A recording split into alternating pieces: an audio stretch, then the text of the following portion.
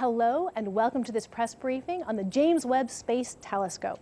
I am Karen Fox with NASA's Office of Communications, and we are here today at NASA's Goddard Space Flight Center in Greenbelt, Maryland, to talk about the latest update on the Webb telescope, which is all about aligning the mirrors. We will be taking Q&A from the media on the line after some talks today. You can get in the queue by dialing *1. We're also taking social media questions. Just post your question using the hashtag #UnfoldTheUniverse, and we'll be taking some of those along the way as well. We're going to start out with Thomas Zurbuchen, the Associate Administrator for Science at NASA headquarters in Washington, D.C. Welcome. I'm so glad to be here. What a day, Karen. It's exciting. Tell us why we're here. Well, look, this is one of the most magnificent days in my whole career at NASA, frankly, and for many of us astronomers, one of the most important days that we've had. Because even though there's still weeks and months ahead to really fully unleash the power of this new observatory there at L2, today we can announce that the optics will perform to specifications or even better. It's an amazing achievement. Fantastic. Tell us a little more about how we got here. What brought us to this day? This has been a journey for over 2 decades. And you know, I go and look at this team. They're sitting there right now, and each and every one of them is so important, from different organizations, from Goddard, Space Telescope, Northrop Grumman, Ball, which spend work on this, and other contractors, other participants from all around. But for everyone who sits there, there's tens, hundreds that have contributed to this from the idea stage 20 plus years ago, with 10 plus new technologies that had to be invented, coming up with this fragmented mirror, 21 feet across, 18 pieces at the flatness not conceived before, and now putting it together to get to this place, of course, launching from Kourou together with our international partners, deploying it seamlessly in space, and now aligning that optics. That's great. I've heard you talk a lot about this team and your admiration for this team. And my understanding is this is really the first time we've ever done this, where we've had to fold a mirror and put it up into the fairing before launch. And talk me through that a little bit. How much had to be conceived of and brought to where we are? Look, I mean, when we have a mission normally elsewhere in our portfolio, we think of like 1 or 2, I call them miracles, you know, kind of new ideas, entirely new technologies that when we start, we don't know yet whether they're going to work. This telescope, this observatory now had 10 of them, perhaps even 12, depending on how you count. And you should know that the ingenuity of the entire team, you know, the diverse team that came together, the best that they offer from the international community, got us here. You know, for me, when I think about this, frankly, I've said it before, I'm saying it again, I think of that amazing challenge really at the edge of what's possible. And they did it in a way that, frankly, to outside observers, make it look easy. And what people should see is not that it's easy. That would be far from the truth. I've lost sleepless nights over this particular step, but also other step that this team put behind them in a fashion. What you should see is just the amazing quality of a team coming together, united behind a purpose, and you know, a desire to see the universe in ways we've never seen before. So what's next? Well, so this team is going forward. It's doing the entire optics alignment, continuing and finalizing it, and then of course it's all about instruments. Now we need to turn on these instruments in all the modes that are there, kind of somewhere in the summer, June, July perhaps, you know, we're going to have kind of these modes there. We're going to be ready to really show that universe that we've not seen, that infrared universe at that resolution. And then, frankly, what we're most excited about is turning it over to the science community to let the discoveries begin at a level we've never seen before. Thank you so much. I really appreciate it. We are going to keep Thomas here. He'll be here for the question and answer portion.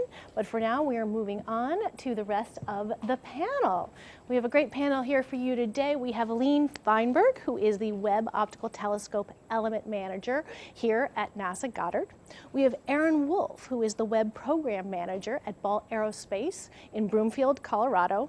Marshall Perrin, the Deputy Telescope Scientist at the Space Telescope Science Institute in Baltimore, Maryland, and Jane Rigby, who is the Webb Operations Project Scientist, also here at NASA Goddard. We're going to start off with Lee, who's going to tell us a little bit more about this alignment. Thank you, Karen. Well, we have now finished the 4th and 5th phases of the telescope alignment. We call those phases coarse phasing and fine phasing. And that's where we've made the primary mirror, all 18 mirror segments, into a single primary mirror. And we've initially aligned the telescope to the NIRCam instrument. That's the instrument that we use to do the alignment. And we've taken our first images. In fact, the team gathered over the weekend when the first images came down. We were in the Mission Control Center, and it was a very emotional moment. We kind of blew some of the image of stars up and really could see how it was performing. And I'm happy to say that the optical performance of the telescope is absolutely phenomenal. It is really working extremely well. And we said last fall that we would know that the telescope is working properly when we have an image of a star that looks like a star. And now we have that, and you're seeing that image. This is actually a 2100 second exposure taken at roughly 2 microns, which is the wavelength which Webb was designed to work at or above. And you not only see the star and the spikes from the diffraction of the star, but you see other stars in the field that are tightly focused, just like we expect, and all sorts of other interesting structure in the background. We've actually done very detailed analysis of the images we're getting, and so far what we're finding is that the performance is as good, if not better, than our most optimistic prediction. So we're really pleased with that. And to give you some perspective of what has happened and sort of how the telescope got here, we want to run this video clip to kind of show you what the telescope has been through to get to this point. Webb's science objectives required a large primary mirror, a mirror too large to fit inside the largest rocket fairing that exists. So we had to design Webb's optics to be folded. This meant Webb's mirror segments had to be extremely lightweight and individually controllable so they could be aligned in space. We put everything through rigorous testing to ensure Webb's delicate systems would survive launch and work in the supercold vacuum of space. Webb's cryogenic test inside Chamber A at the Johnson Space Center in Houston in 2017, 5 years ago, was actually the last time we tested the telescope or took images with the NIRCam instrument, which is used to align the mirrors. At Northrop Grumman in Los Angeles, Webb's optical segment was integrated with the spacecraft and sunshield segment, and we did more testing. One thing we can't directly test on Earth is the effect of zero-G on the system. We used computer models. These models gave us confidence it would work in the zero-gravity environment of space. We packed Webb and shipped it out from Los Angeles to the Panama Canal to the Guyana Space Center in French Guiana. There, Webb was placed atop the Ariane 5 rocket and launched into space on December 25th. And liftoff. Decollage, liftoff from a tropical rainforest to the edge of time itself. James Webb begins a voyage back to the birth of the universe. Punching a hole through the clouds. This is the first time the Webb Observatory was exposed to the vacuum of space, the heat of the sun, and zero gravity. Moments after launch, the solar panel deployed. For the next several weeks, the Space Telescope Science Institute team unfolded about 50 parts, including the sunshield and the mirrors. The open sunshield helped cool down the instruments and mirror to about minus 400 degrees Fahrenheit. One of Webb's final deployments was releasing the mirror segments from their launch locks. Then we could start the mirror alignment process. For the next 6 weeks, the optics team worked to perfectly align Webb's mirrors. We had to engineer the telescope and mirrors to survive all of this and meet demanding optical requirements.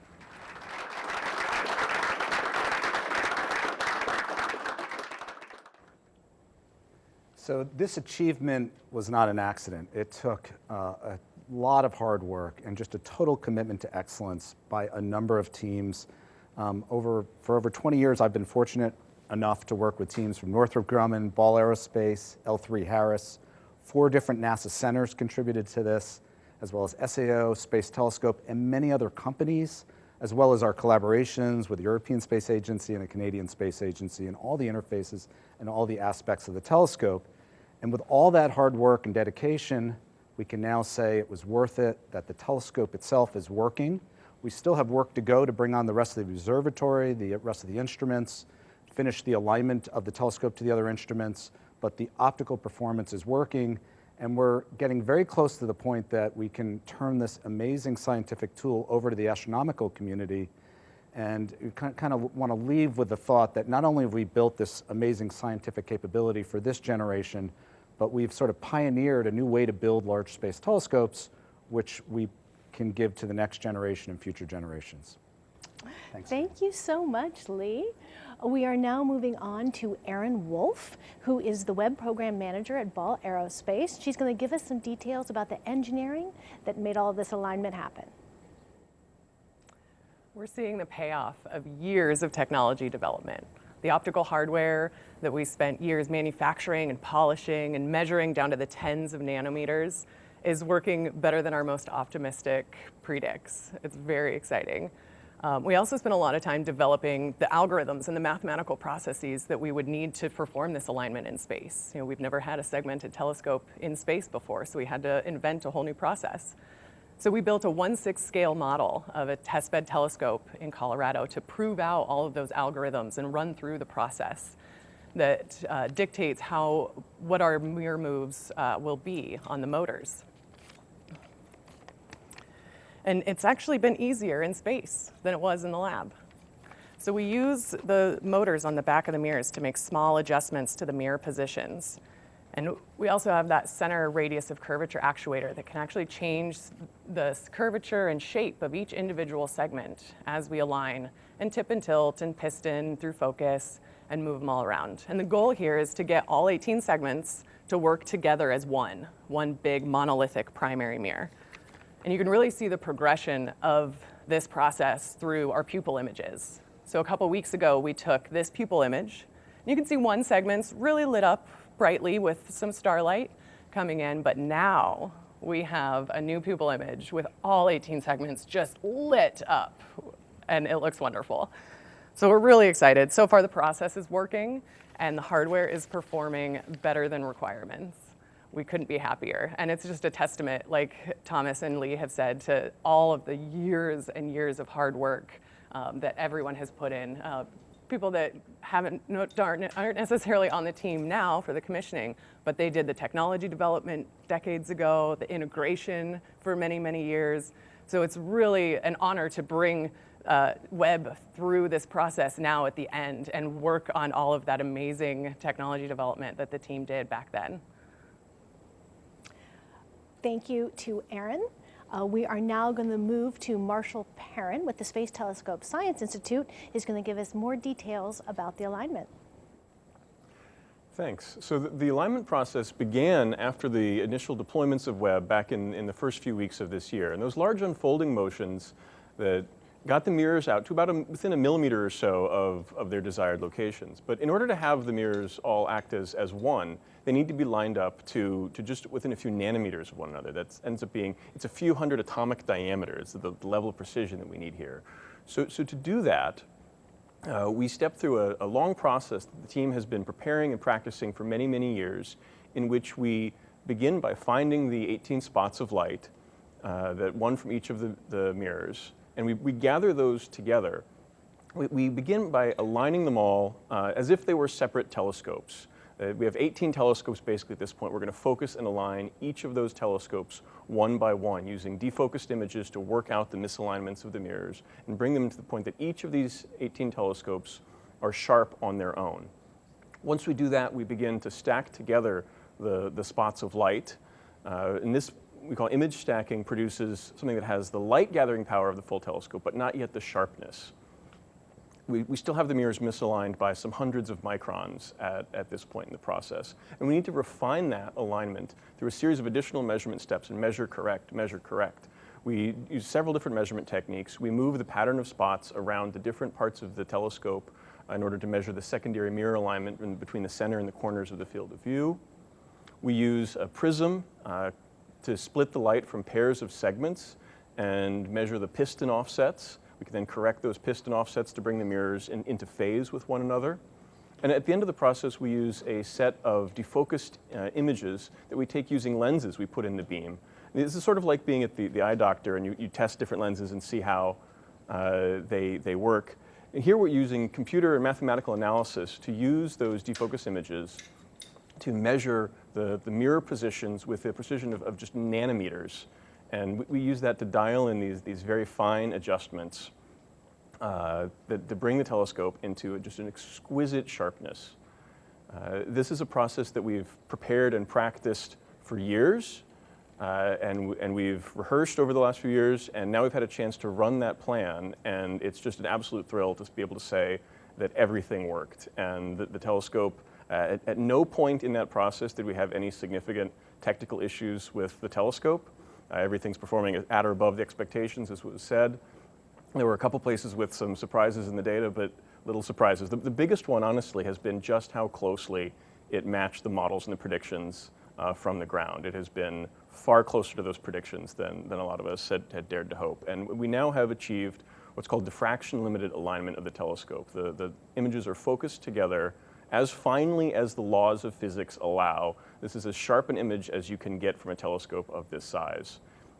And as we were focusing the telescope, we were using typically one bright star at a time, a handful of different stars we used on the sky. But as we were focusing on those bright stars, we couldn't help but see the rest of the universe coming into focus behind them, to see the more distant stars and galaxies coming into view.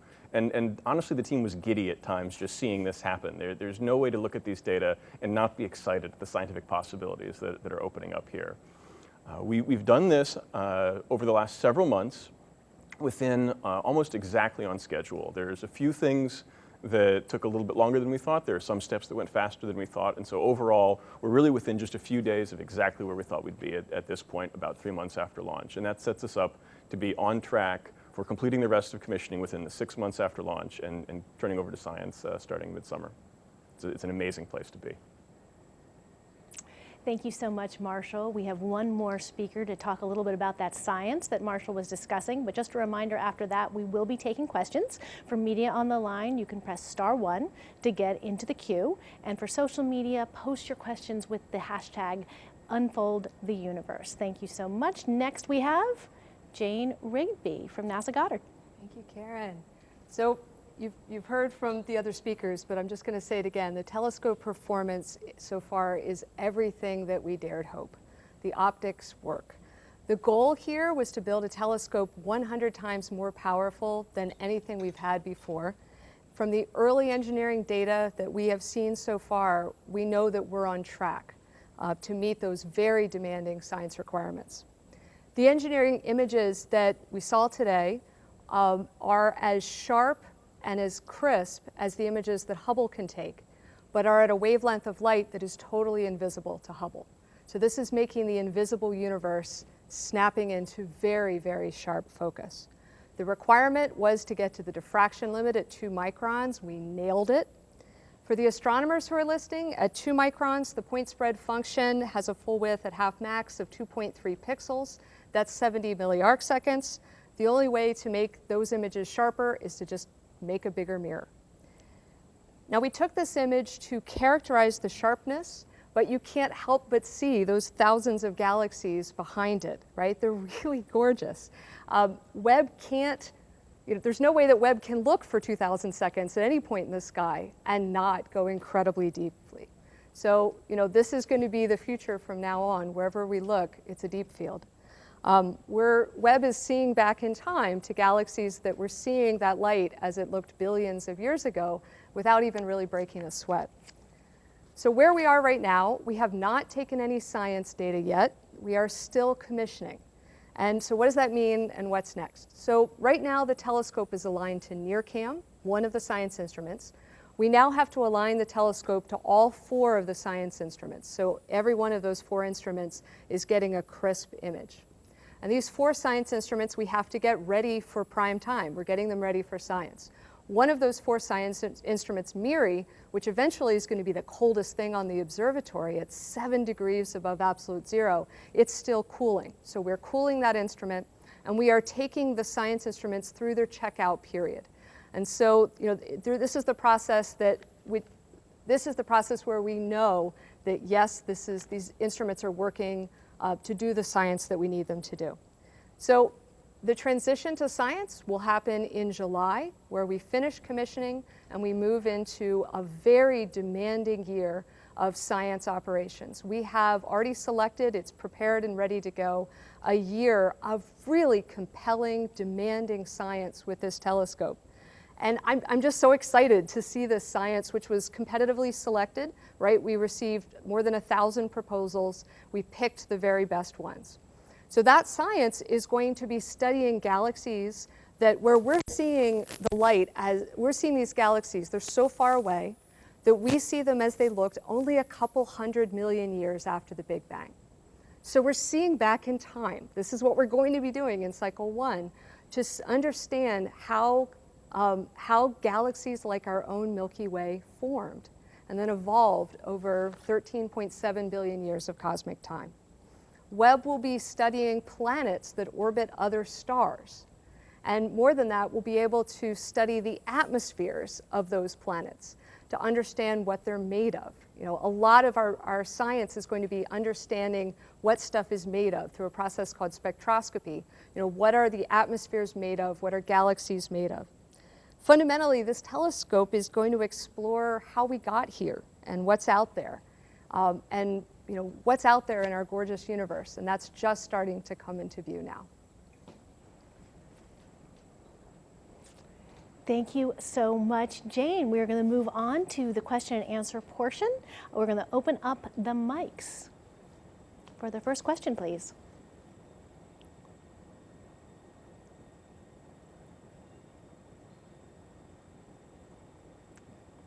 If we don't have our first question, I can pull up a social media question, but let me know.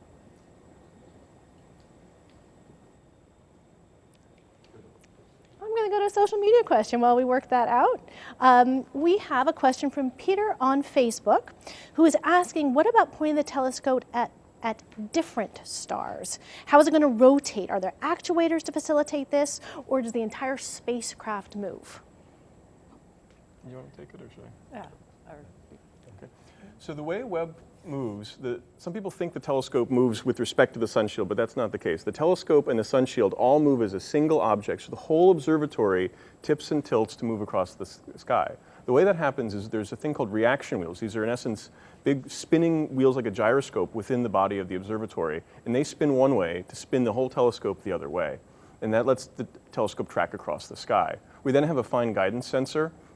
That was the contribution from the Canadian Space Agency that locks on stars and stabilizes the images, moving a mirror that adjusts within the third mirror within, the fourth mirror within the telescope, tips and tilts in response to the signals from the fine guidance sensor to lock onto the different stars. And that's also something we've tested out over the last few weeks, and it's working very well at this point. Great. Thank you so much. We seem to have worked out the problem with the phone lines, but they should be on now, so we'll take the first question. And our first question comes from Seth Bornstein from the Associated Press. Your line is now open. Yes, thank you for doing this. I guess this is for Jane. That first image, can you first tell us what star is this? How far away is this? Has this star been seen with Hubble or any other telescope? And what is the difference between the image you're showing and whatever knowledge we've had in the past? Mm-hmm. How much better or sucks is this? And how much in the past is this star? And how many galaxies are we seeing in the background? Sure. So we sort of plucked this star out of obscurity. It was minding its own business. It is up looking out of the plane of our solar system. And we picked it because it was convenient for the wavefront folks. It is a nice, boring star of about the right brightness. It's the right brightness, and it's off by itself with no other bright stars nearby. It's a pretty much generic anonymous star in the sky that worked well for the kind of sensing measurements we needed to do. The brightness of that star, it's about 100 times fainter than than the human eye could see. And that's the one that looks so blindingly bright in this image to get a sense of how sensitive the telescope is. I don't know, I can get back to you on how far away that star is, but we think it's sort of just a generic average star in our galaxy. And then what was known behind that, because this isn't a famous deep field. This is just, we've made it a fairly deep field, but it was just a star. So the brightest stars in that image are known in previous surveys, the brightest galaxies. Everything else there is new. I'll just add with, again, this star is one of many stars we use throughout the commissioning process of Webb. We've gotten a lot of questions about the stars we're using. They're generally picked out not because they're special stars, but because they're the right brightness and in the right parts of sky for our engineering tests. They're not, intentionally at this point, not special stars. They're just, here's a generic star we can use to focus the telescope.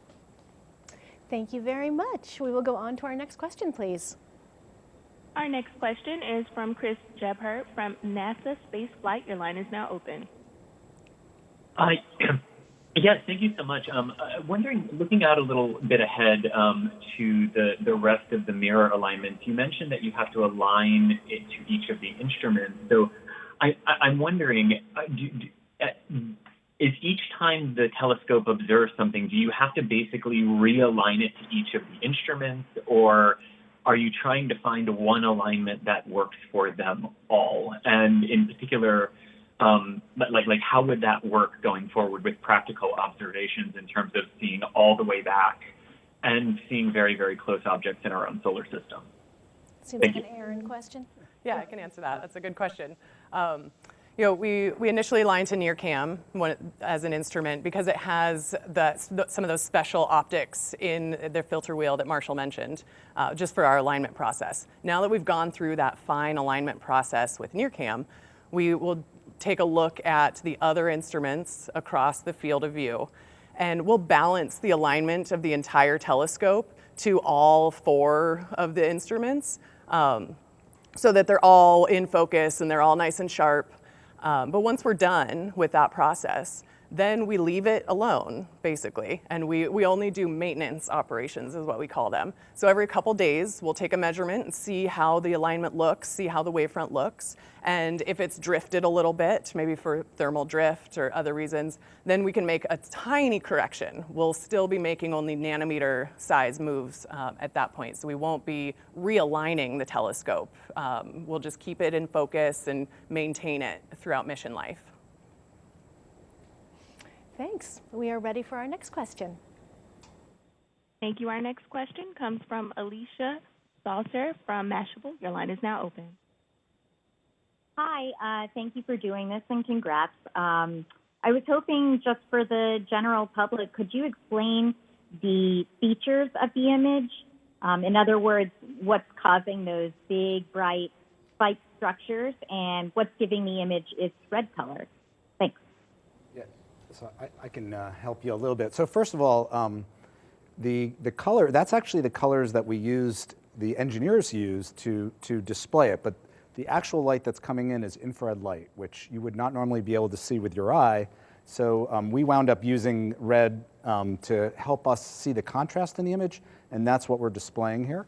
But in terms of what the spikes that you see coming out of the star, any telescope that has special structures like the shape of our mirrors will have that kind of spikes in it. Those are actually the result of, in this case, having hexagonal segments.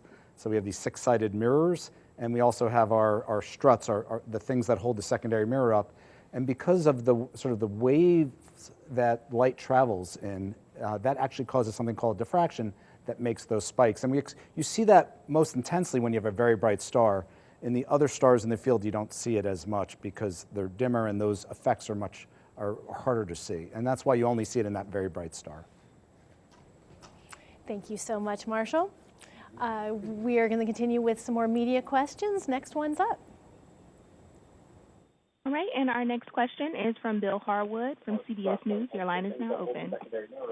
Hey, thank you very much. I just want to follow up on an earlier question because I'm still a little bit confused about the alignment to date and then what has to be done for the other instruments. So I'm taking it that you're perfectly aligned for NIRCam, and the focus is as sharp as Eleanor said, as sharp as you can get it. But are you moving? I don't understand if it's the secondary that you will move at this point or individual segments to achieve that focus for everybody. I guess I'm just not visualizing how that works or how the internal mirrors in Webb play into all of that. Thanks. So the primary things we're doing that are still in front of us, the secondary mirror right now is actually fairly well aligned.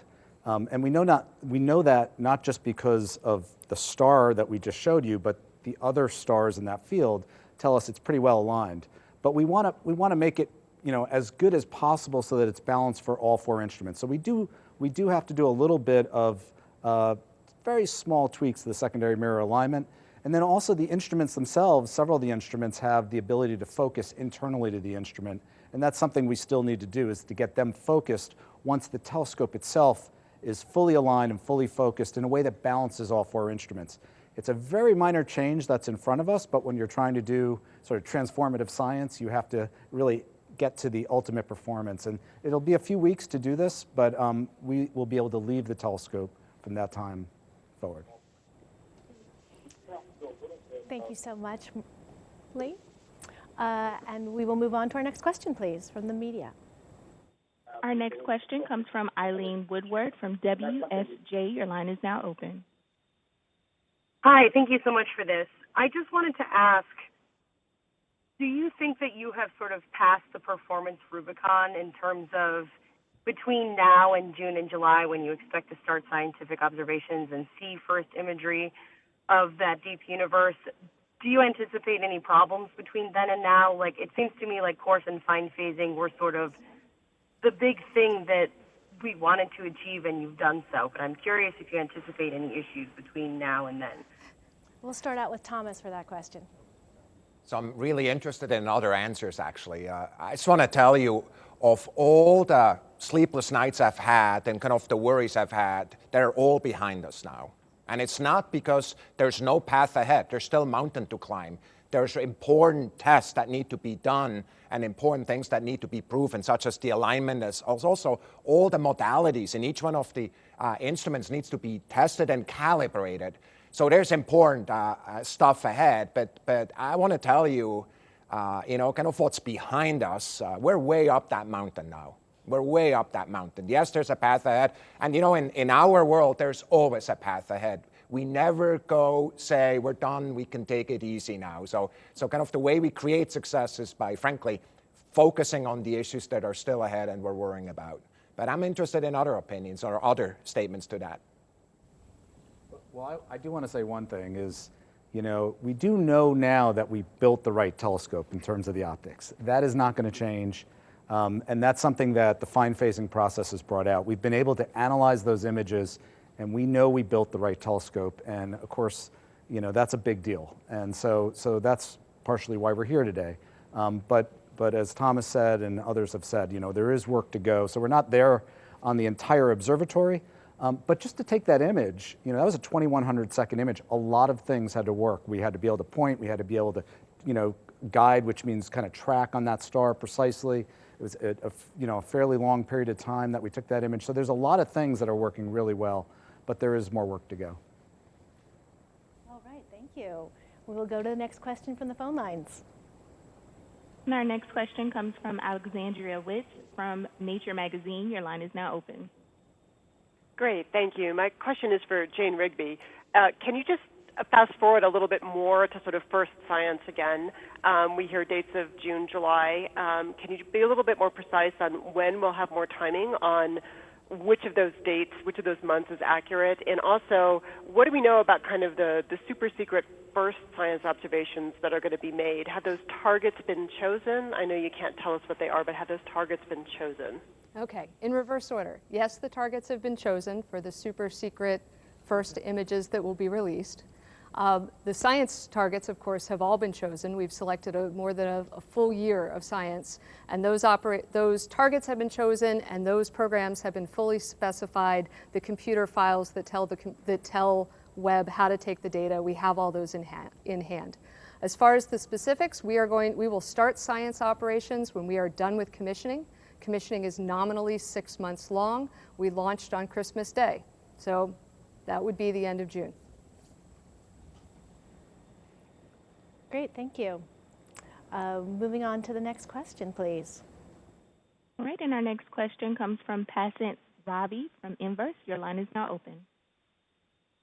Thank you. Yes, I'm wondering, with Hubble, we've seen all of these stunning images, but with James Webb, since it's looking at more distant objects, is the aesthetic value or sort of visual value less important and it's more about the data with these images? Both and.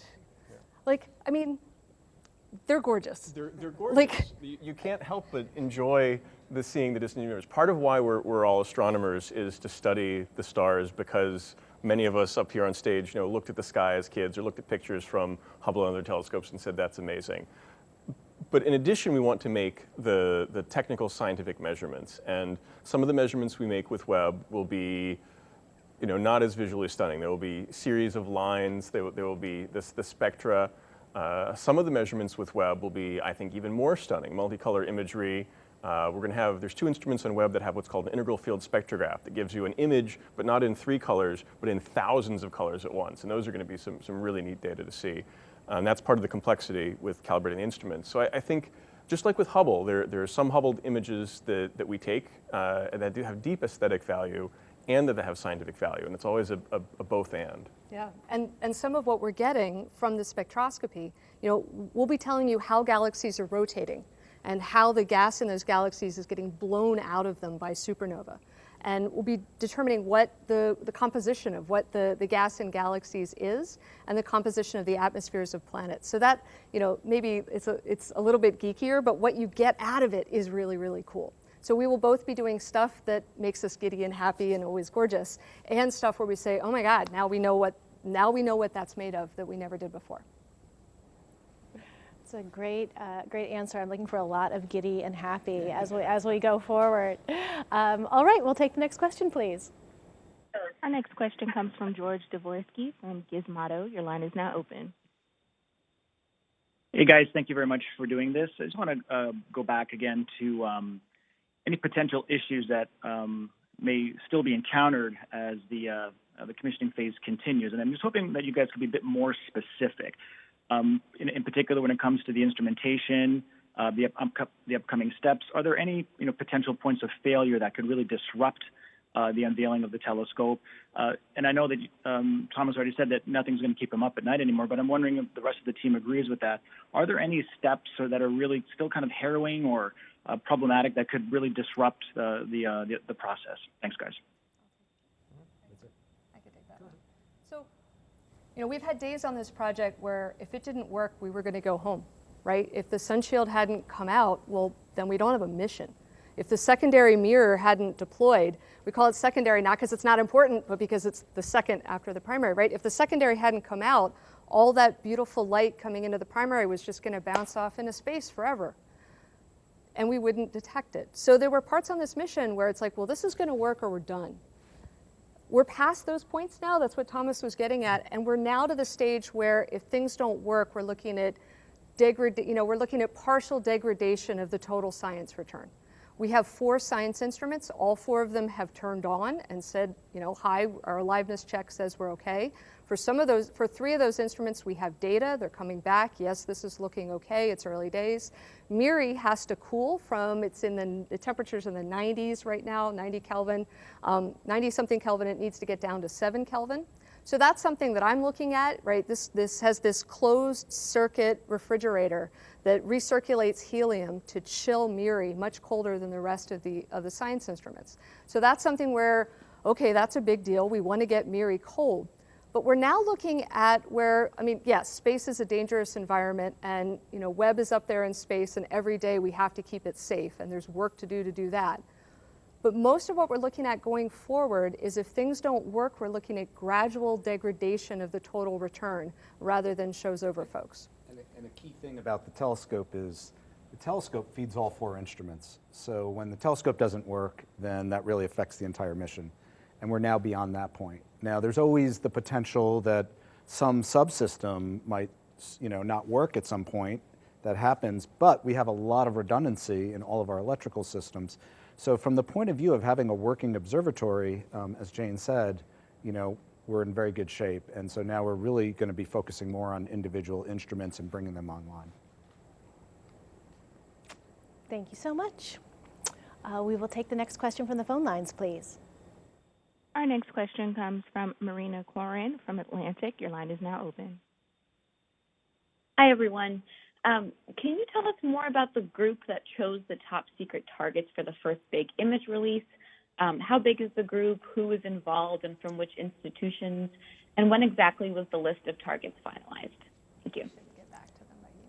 What I am hearing in the room is that we will get back to you on that, Marina. I don't know that we have the exact size and people at our fingertips, but I will follow up with you when this is over. You can drop me an email and I will get you what I can on that.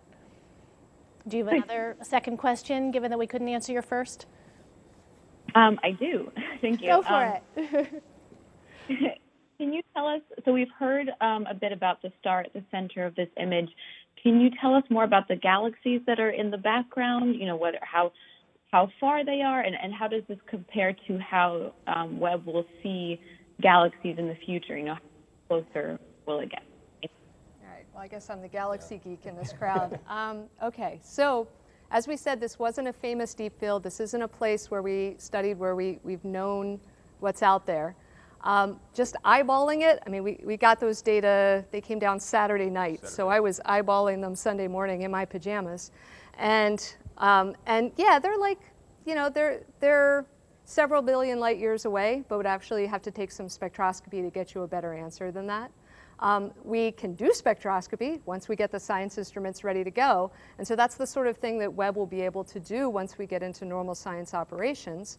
The NIRSpec instrument, which was made by the European Space Agency, has this really cool microshutter array where it has 250,000 little doors that can open and close. And so it can take spectra of dozens of targets within that field. And so one of the key science capabilities that this telescope has is to target a field like that and pick the most interesting 30, 40 galaxies and say, I want a spectrum of that.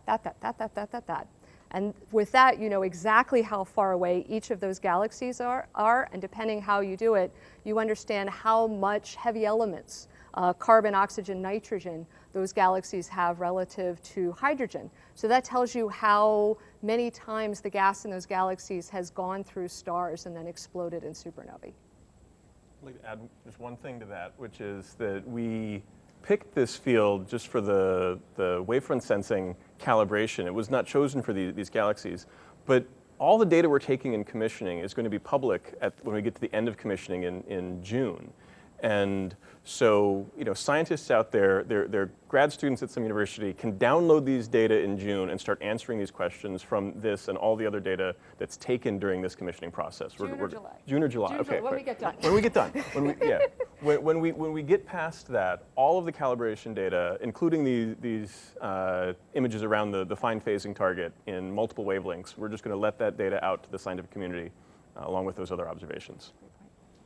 All right, we are going to take a few of our social media questions now. We'll take two. The first one is Torrin T on Instagram asks, what is the precision between the mirror segments now that they're aligned when it comes to the alignment? Well, do you want to talk to that? That was in your presentation. Yeah. So our actuators have a resolution. We can move and maintain a motor position to about 9 to 10 nanometers. So that's our capability. And our sensing requirements and our sensing budget means that we aren't actually within 10 nanometers segment to segment. But I think we're down to 40. We're below 100 nanometers easily. Yeah, we're absolutely. And that's over the whole telescope and the instruments. Whole system. Yeah. Over the full system. Yeah. So each individual segment to the other segment is well under 100 nanometers. Yeah. Great. Our second social media question is from Briannian Motion on Twitter, who asks, what, if any, are the lessons learned from Webb so far that we can take into the next space telescope? Are there any things that could be done differently? Yeah, one thing about Webb, I mean, obviously it's a super cold telescope, and that really drove a lot of the design. Of course, that huge sun shield was needed to cool things down, but it's also a passively thermal telescope. And what that means is that unlike, for example, the Keck telescope, which is a ground telescope in Hawaii where they actively move mirrors, The Webb mirrors are designed to always just kind of be where they are, and then only every few days do we update them. And that made a lot of sense for a really cold telescope, but it also made it difficult to prove the telescope was going to work and to design everything from the mirrors to the structure that holds it. And so one of the things that we think in the future for these large segmented telescopes is we will make use of the types of things the ground telescopes have, which are active controls. And that would make our ability to test it easier, and it would make us also be able to make an even finer telescope, which some of the future observatories may want to do. For example, if you want to study exoplanets, particularly Earth-like planets around stars, which is one of the future missions that has been recommended by a National Academy committee, you're going to need a very precise mirror surface that's extremely stable. And so we were going to probably want to migrate from this sort of approach we took for this very cold telescope to a more active telescope. All right, we are going to move back to the media questions on the phone line. We'll take the next question, please. And as a reminder, to ask a question over the phone, please press star 1. Our next question comes from Ken Kramer from Space Up Close. Your line is now open. Hi, thank you, and congratulations on the great results so far. One thing I was very interested to know was about the cooling, how far you from. It sounds like you're at 90K now. How long is it going to take you to get to 7K, which is your goal? And when can you? How long will talk about the commissioning of the science systems when you get to that point? Thank you. I'm going to repeat that back, Ken, because it was a little hard to hear you in here. I think the question was how long to get from where we are now to the 7 degrees Kelvin, and also to talk a little bit more about science commissioning of the science instruments, correct? Yes, that's it. Thank you. Great, thank you. Yeah. So the cooling process takes a couple weeks, and we actually will be using, once we have that mid-infrared instrument fully operational, we actually will use it to make sure that the telescope's balanced, sort of the last step, which our target was to finish in the end of April. But it takes a couple weeks to do the cool down, roughly 10 to 14 days, and then as we stabilize it, we'll start taking images and make sure everything is working right. There's a few different transitions that it goes under as it cools down. So it's a couple week process.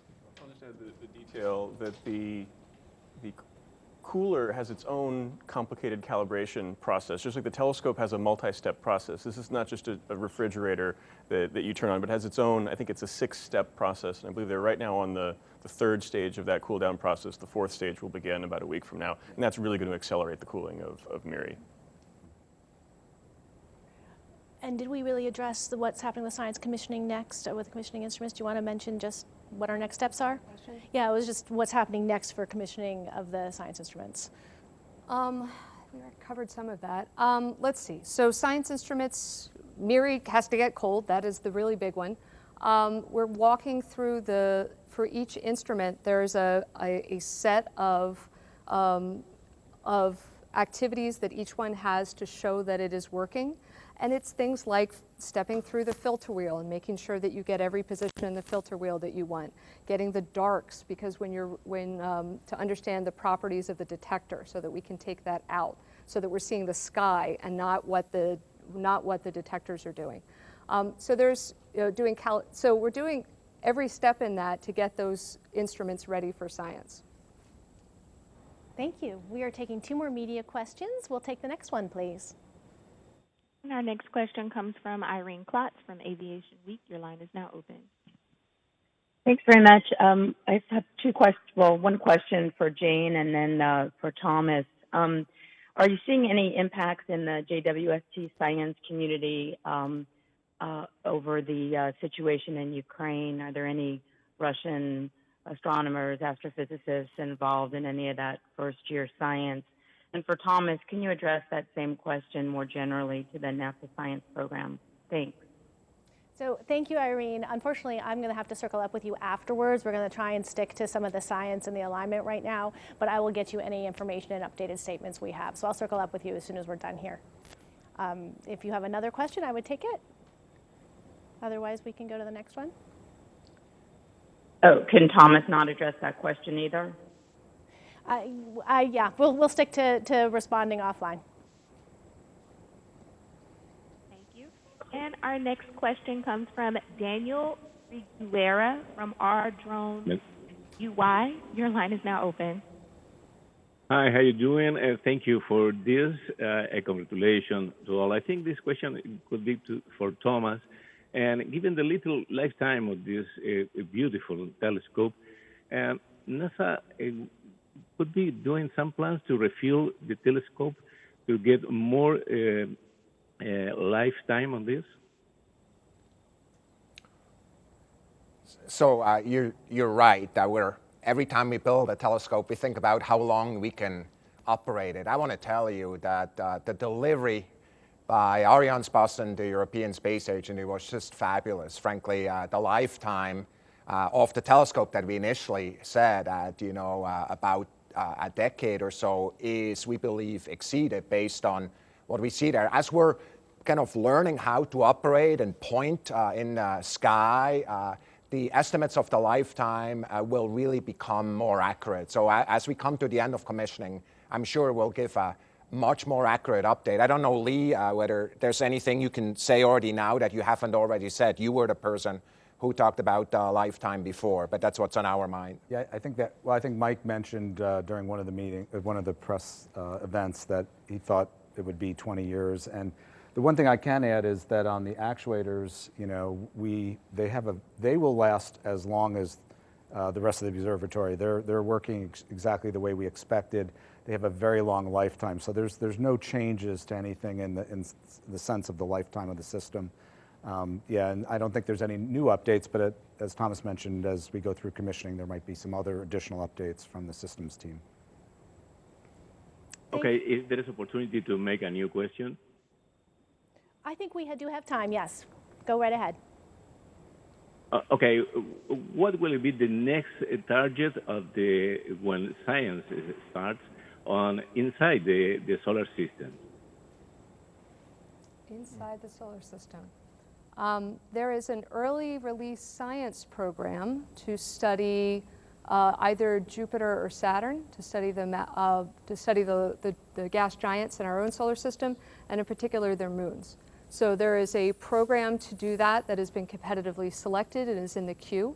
We are doing some commissioning activities to go double check that we can look at a target as bright as a planet in our own solar system and still be able to point at and get data on the nearby orbiting moons.